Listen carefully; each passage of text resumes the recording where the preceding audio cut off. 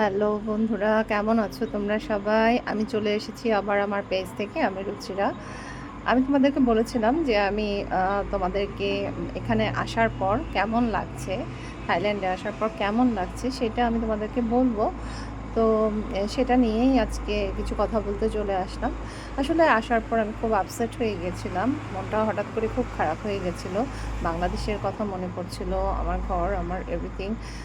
আমার খুব মনে হচ্ছিল যে আমি খুব মিস করছি। সো অনেকক্ষণ আপসেট ছিলাম। আপসেট থাকার পর একটু ঘুরতে বের হলাম, অ্যাকচুয়ালি খেতে বের হয়েছিলাম। তো এখানে কেএফসিতে আমরা রাতের ডিনারটা করলাম।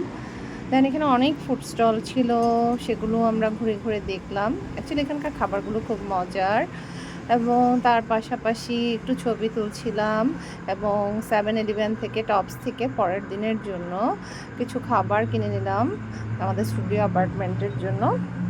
সো এগুলো সকালে দেখতে পাচ্ছ যে এখানে আমরা ব্রেকফাস্ট আইটেমে তৈরি করেছি। কফি খেতে খেতে একটু ছবি নিচ্ছিলাম, বাইরের ভিউটা দেখছিলাম, এনজয় করছিলাম, ভালো লাগছিল।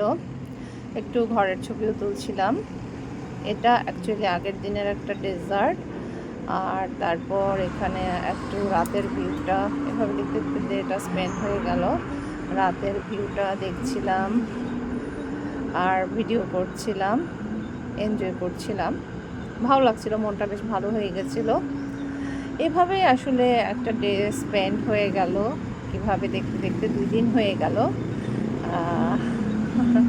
এভাবেই আসলে সময় চলে যায়। সো আবারও আসবো তোমাদের সাথে, পরবর্তী ডেগুলো কীভাবে স্পেন্ড করতে পেরেছি, কেমন কাটলো, কী করেছি জানাবো। Bye bye.